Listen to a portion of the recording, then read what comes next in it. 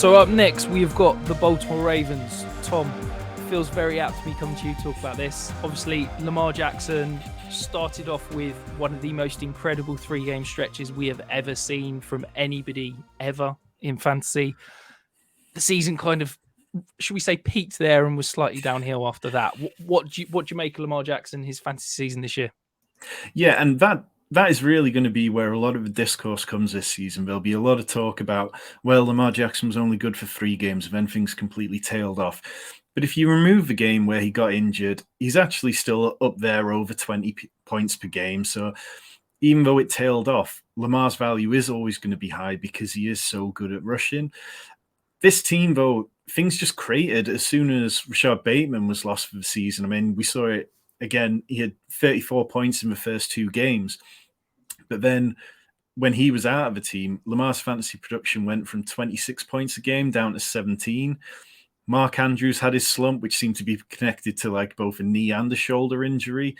And he wasn't able to connect with Tyler Huntley like he was in the back end of last year. You know, he averaged 14 points with Lamar and then 9 without Lamar. So it's really difficult to be too positive about a lot of things with the Ravens. But with Mark Andrews, there'll be a lot of talk about him not being the tight end too. But he still had 5 games of 19 or more PPR points, and there aren't many tight ends who are capable of that. So I'd be very comfortable rostering him going into next year. I think a lot of the talk this offseason will be about what happens with the Ravens offensive coordinator. I think Greg Roman's probably gone. I think if Lamar goes, I think there's enough pieces of this offense who are exciting and interesting that with the right offensive coordinator, you could still have a lot of good fantasy valuable players. Yeah, I agree with you about Mark Andrews. I think there'll be a lot of talk. For me, I'm not overly concerned. I think there was injuries. I think Lamar loss. I'm fine with that. You're talking my language when you start bigging up Rashad Bateman, though. I think that for me, he's one of the best dynasty buys in all of the landscape at the moment. I think he is an incredible talent. I think he is shown on the field. We've not seen that elite, consistent fantasy production, but I do believe it's coming. And I think that next year he's going to be healthy through the offseason. I think we're going to see him working with Lamar a lot. And I really think that he's going to take a massive, massive jump. What we need to see, though, is some help for him. You know, we've got Mark Andrews, we've got Rashad Bateman.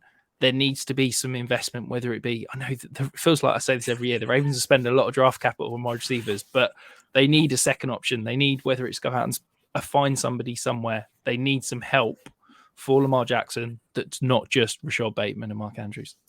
Yeah, and I think if we don't see the franchise tag applied to Lamar, if he signs an extension, if Roquan Smith signs an extension, then they have enough cap space where they can go out and they can sign somebody like the likes of DeAndre Hopkins, somebody who really could be a game changer there. But I don't know whether that's going to happen because it just doesn't feel very much like the Ravens way.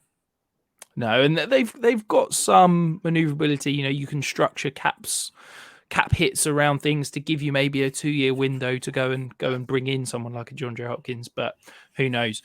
We've kind of talked about the entire Ravens offense, but we've not talked about perhaps my favorite guy to talk about on the Ravens. That's J.K. Dobbins. Had an incredible 3-week stretch. I still think undervalued in Dynasty circles. I think in terms of talent, he's a top 5 back in the league. What do you think about his production down the stretch? Do you think that's what we're expecting from him next season? I think so. And I think, you know, he said, and we've seen the speed isn't necessarily there. But when you watch J.K. Dobbins play, what's incredible for a guy coming off knee issues is how good his jump cuts are. Like the guy just completely changes direction. And that's when he's got confidence in his knee. It's when he gets out into the open field, he just doesn't seem to be able to quite open it up yet. But we saw this with Saquon Barkley. The first year back from an ACL, he wasn't fully himself. But then the second year, he's definitely flashed it at times. And Saquon's a much older running back than Dobbins. But yeah, like you alluded to, between weeks 14 and 17, led the league in rushing yards with 397. He was averaging 7.0 yards per carry, which is just ludicrous. And he had 7 big runs, which I think is over 20 yards per run. So for a mid-first round pick in Dynasty, or you're probably looking at sort of 5th round in best ball, I'd be completely fine with J.K. Dobbins for 2023. Yeah, I feel like I'm going to have a lot of J.K. Dobbins next year, even if he does end up in that running back dead zone. I feel like he's one player that I'm going to hold my nose and certainly dive in.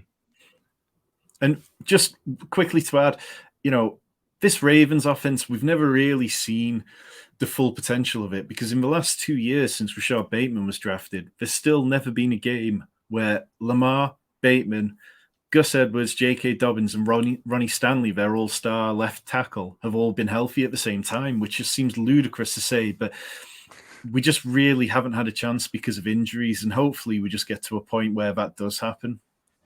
Trying to sound not too much like a bitter Ravens fan. It's been rough.